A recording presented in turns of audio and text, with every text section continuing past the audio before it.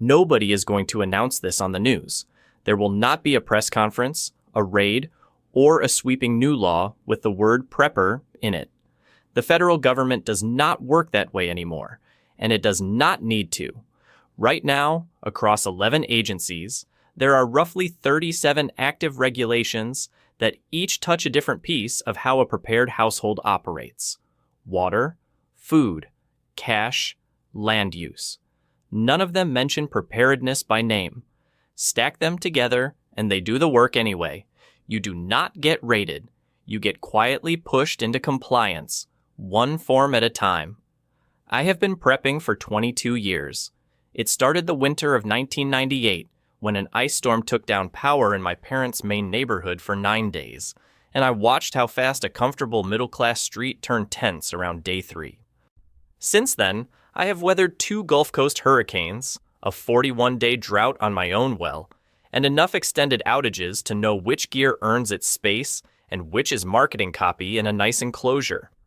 I am not selling anything. I am telling you what I have watched happen, slowly, to the legal ground under our feet. That week in 1998 is the reason I think about this the way I do. By day 3, the houses with gas stoves were cooking for the houses without. By day 5, the man 4 doors down, who had laughed at my father for keeping a cord of firewood under a tarp, was asking if we could spare a few logs. By day 7, 2 people on that street were sleeping in their cars to run the heat. Nobody was dangerous. Everyone was just tired and cold and confused that help had not arrived yet. That is the baseline image I carry into every regulatory question I think about now. Most of us built our preparedness around the visible crisis: grid down, supply chain break, natural disaster. Those are real, and I have seen enough of them to respect everyone. But running in parallel to the visible crisis right now, while the lights are on and the grocery shelves are stocked, there is a second mechanism operating at a much slower speed. It does not look like a raid. It does not come with a single dramatic moment you can prepare for. It comes through municipal water ordinances, emergency management statutes, and federal transaction reporting rules. It comes through paperwork, and paperwork is designed to stay invisible until the day it is not. The human brain has trouble with this kind of threat. That is not a character flaw. It is wiring.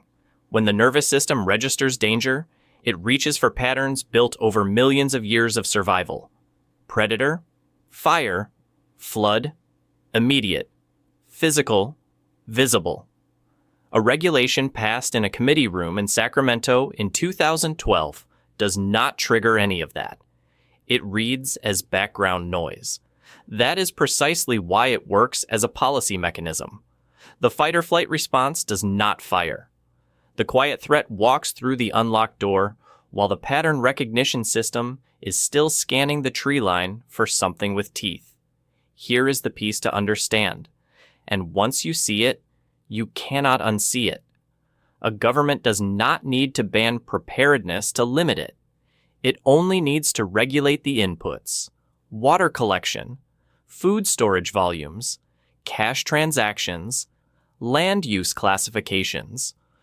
Control the raw materials, and you never have to touch the finished product. A household that cannot legally collect rainwater cannot store more than a defined threshold of food without triggering a reporting mechanism, and cannot buy equipment in bulk with cash without generating a flag does not need to be rated. It just gets made progressively more expensive, more visible, and more legally exposed. That is the strategy, and it is already running in most states. Water is where this started, and it is where it is furthest along. Rainwater collection is currently restricted or regulated in roughly 29 states, not banned outright in most cases. Capped. Colorado permits residents to collect up to 110 gallons across 2 55-gallon containers. Full stop. Utah allows collection only if the water is used on the property where it is captured. Oregon requires permits above a certain system size. Texas, which has the most prepper-friendly collection statute on the books, still lets municipalities write their own rules inside city limits, and most of them do. 110 gallons is about 4 days of water for a family of 4 under emergency rationing. That is not a coincidence. I have run a 4-barrel collection system through a 41-day drought on a well that went soft in year 3. And I will tell you plainly, 4 days is the difference between an inconvenience and a problem. By week 2 of that drought, I was pulling about 11 gallons a day for household use and another 6 for the garden, and I was rationing hard. Without the collection system, we would have been hauling jugs from a neighbor's well by day 9. The cap is calibrated to cover casual residential use and nothing further. If you read it as the maximum a state is willing to tolerate before it starts asking questions, you will read it accurately. The legal basis for these restrictions is not environmental protection, despite how it is usually framed in the press release. It is prior appropriation doctrine, the idea that water rights belong to the state or to established downstream users, and that capturing precipitation before it enters the watershed interferes with those rights. That doctrine is over a century old. It was written for ranchers and farmers working out who got the creek. It has nothing to do with a barrel on a suburban roof. But it is the existing statutory framework, so it is the one being applied. No new legislation required. That is the efficient version of policymaking. It is also the version that is hardest to notice while it is happening. The second mechanism runs on the same principle. Set a threshold below self-sufficiency, enforce it through third-party reporting, and let the system do the rest of the work automatically. Quick test. Under your state's active emergency powers statute, how many days of stored food qualifies a private residence for investigation as unreasonable accumulation? If you cannot give me a number, that is your homework for tonight. The definitions exist.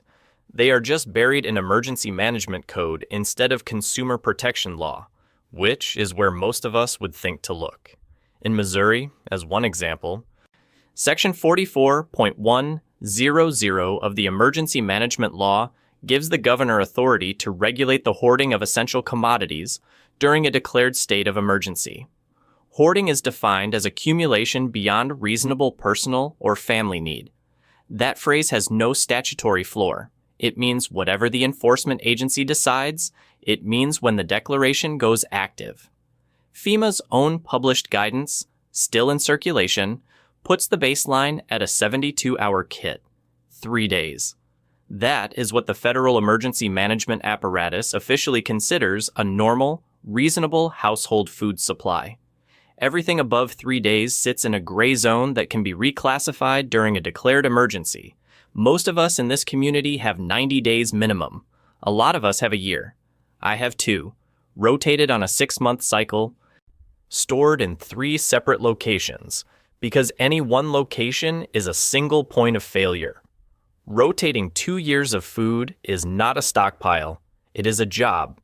It means tracking expiration dates in a spreadsheet, eating through the oldest stores on a schedule, and never building up a pile of shelf-stable inventory you have not personally cycled through your kitchen. Most people picture a basement full of buckets. The reality is closer to a small, boring logistics operation. None of that is illegal today. All of it is theoretically reachable under a broadly interpreted emergency order, and the word theoretically is doing less work than it used to. Now the financial layer. The Bank Secrecy Act requires financial institutions to file a suspicious activity report on any transaction or series of transactions. That appears designed to avoid the $10,000 cash reporting threshold. The legal term for deliberately staying under that line is structuring. Structuring is itself a federal offense under Title 31, Section 5324. Penalties go up to 5 years in federal prison. And here is the part people miss. It applies even if the underlying purchase was entirely legal. You do not have to buy anything illegal. You have to generate a pattern of cash purchases that a compliance algorithm reads as evasion. $400 on a water filter, $300 on a generator part, $200 on bulk storage food, paid over 3 weeks at 3 different retailers, all in cash. Each purchase, on its own, is legal. The pattern is reportable. The pattern is what gets flagged, and the pattern is what goes into the file.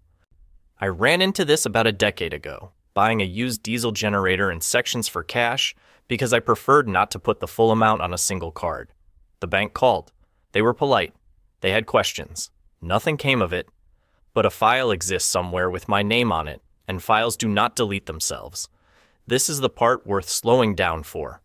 The three mechanisms, water, food, cash, do not require any coordinated federal effort against you as an individual. They run on third-party reporting.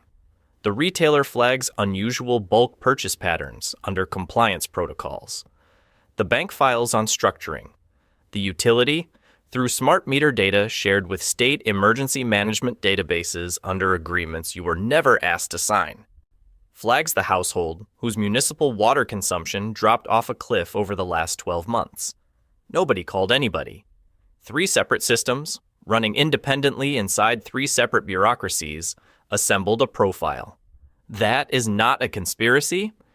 It is the reporting architecture operating exactly as designed, pointed as a byproduct, directly at the behavioral profile of a well-prepared American household. No crime, no investigation, but a file exists, and files are the starting point for every enforcement action that ever happens. The entity deciding whether a profile warrants follow-up is usually not a human. It is an algorithm checking for pattern matches against a threshold. Algorithms do not negotiate. They do not make exceptions for the guy who has been responsible about his water use for 15 years and never missed a property tax payment. They just flag. Here is the inversion, and this is the part most of us underweight. The reporting infrastructure targets inventory, products, physical accumulation that shows up in purchase records, utility data, and transaction history. It cannot target knowledge. It cannot flag the person who knows how to build a functional gravity filter out of gravel, activated charcoal, and sand, using materials that individually trigger nothing on any compliance system. It cannot generate a report on the person who knows how to cold smoke and salt cure protein for long-term storage without a freezer. It cannot monitor the household whose core capability lives in skill instead of stockpile. I have spent the last decade shifting weight in that direction, and it was not for ideological reasons. It was because gear breaks. My first filter pump failed in year 3 of regular use. A generator I trusted died in hour 40 of a Gulf Coast hurricane, and I watched 2 of my neighbors running identical units have the same experience within the same 6 hours. Stockpile is necessary. Stockpile is not sufficient. Skill is the layer underneath that keeps working after the stockpile is gone, or the stockpile is contested, or the stockpile is sitting at the bottom of the river because the road washed out and the shed with it. Skill produces no footprint. Competence does not show up in a compliance database. The person who can reliably identify, harvest, and prepare wild food within walking distance of their home has a food supply that generates 0 purchase data. No receipts, no flag. The person who understands their local aquifer and can assemble a workable filtration chain from a single hardware store run, one that would look to any reviewer like a normal weekend home project, has water independence that never entered the visibility layer at all. A concrete example: the last gravity filter I built cost me about $18 in parts. 2 food-grade 5-gallon buckets I already owned, a handful of fittings from the plumbing aisle, a bag of pea gravel, a bag of play sand rinsed 3 times, and a pound of activated charcoal sold at the same hardware store as an aquarium supply. None of those items cross any threshold. None of them generate a flag. Assembled properly, that setup will filter roughly 50 gallons of source water per day to a standard I am comfortable drinking. There is no receipt trail that adds up to a filtration system because on paper, there is no filtration system. There is just a weekend project that any hobbyist could be doing for any reason. None of this is about going dark. I am not telling anyone to throw out their stored goods and live off acorns. I am saying the ratio matters. If 90% of your preparedness lives on a receipt somewhere, your preparedness is visible. If 90% of it lives in what you know how to do with your hands, you are operating in a category the system is not built to see. Consider two households. The first buys 12 months of freeze-dried food, a commercial filtration unit, and a backup generator. Mixing large card transactions with periodic cash purchases across 3 retailers. Smart meter data shows steadily declining municipal water use over the last year. The second household completes a food production course appropriate to its soil, builds mutual storage arrangements with 3 neighboring households who each keep 1 rotating season of food, learns water filtration construction from hardware store components, and maintains a 30-day visible pantry indistinguishable from any organized home. Both are prepared. In a collapse scenario, the outcomes are close to identical.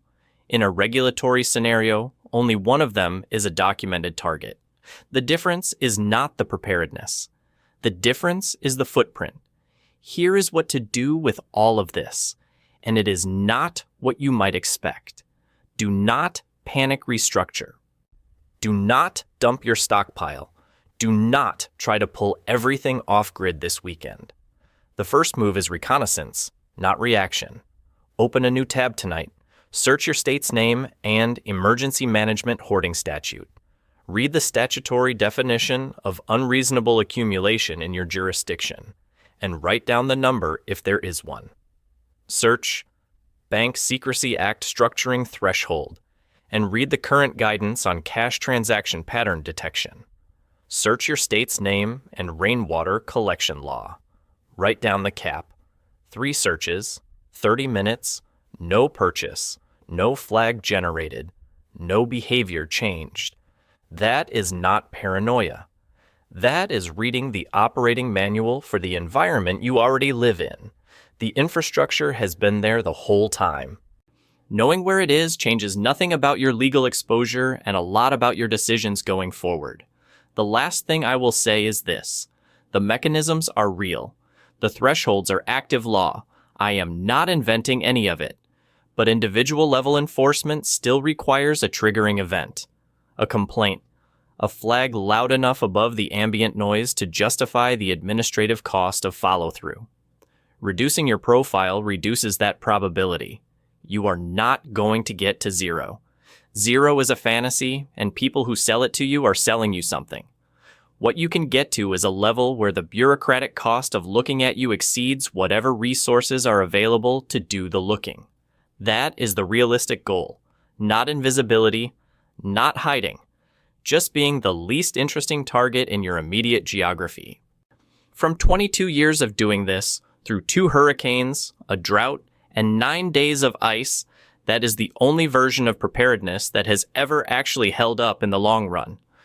The neighbors on my street do not know what I have in my basement. They know I am the guy who still had power on day 4 of the last outage because I maintain my generator, and they know I can be counted on to help with a chainsaw after a bad storm. That is the visible layer, and it is the layer that matters most, because it is the one that keeps the human reporting infrastructure from activating against you when the time comes. The paper trail is one problem. The neighbor is another. Solve both, quietly, and you will outlast most of what is coming.